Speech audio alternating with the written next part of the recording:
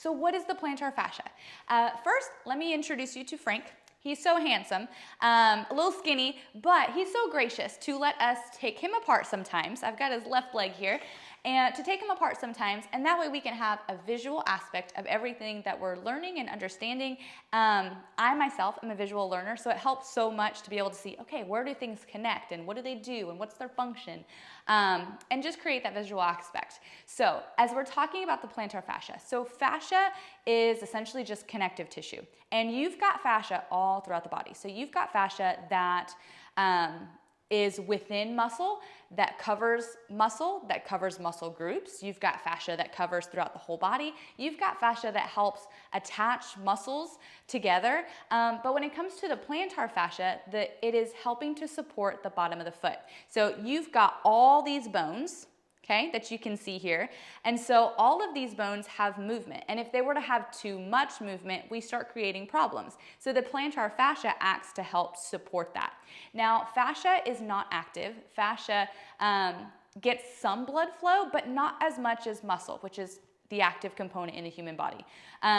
So muscle gets, because we have the ability to contract it, and it has the mobility to contract and expand, contract and expand. And so what that does is it allows a great amount of blood flow, which means that it's getting a lot of oxygen, it's getting a lot of nutrients on a regular basis. And that's why you can do a really hard workout and a couple days later, you're already starting to feel better.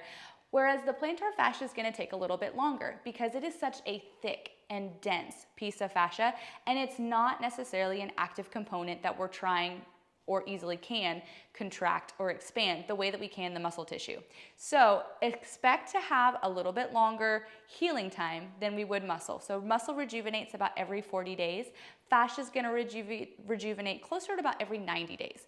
So the plantar fascia specifically, it attaches down here at the heel, kind of creates an upside down triangle. So from down here at the heel, over and across, and that right there is your plantar fascia.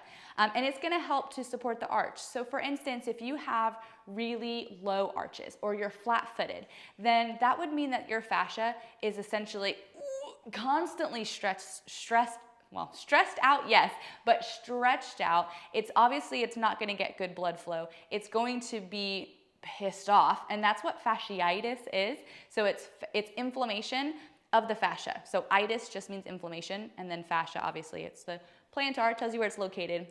Fascia, because of what it is. Itis, it's inflamed. And then let's say that you have high arches. So if you were to have high arches, imagine what it would be like if you were walking around and you had this giant rock in your shoe, right? That's gonna be essentially what your body is feeling when you have super high arches, because it doesn't have the ability to pronate and to supinate. And that's part of the action that's gonna happen with the plantar fascia. So there's gonna be some things that we're looking at when it comes to the musculature that's going to help, because we want to help that foot be able to pronate and supinate. With every step that you take, when you have that heel strike and you go to, it's your first area of shock absorption. So when your arch is not functioning properly or it's hurting and then it starts changing your entire gait, you can start feeling aches and pains anywhere in your body because that first area of shock absorption is not working properly. So if you started with plantar pain and then you ended up getting knee pain, or started with plantar pain and then ended up getting lower back pain or neck pain, know that you're not gonna get very far if you don't fix this, or it's just gonna keep coming back. So we wanna make sure that the muscles of the foot, and we're gonna look at the foot in several sections. So like we'll look at the foot as the forefoot. There's technically 3, but I like to just simplify it a little bit and make it 2. But the forefoot to the calcaneus, simple. Are there a whole lot of things that we could like start separating up here? Sure, but we're gonna simplify.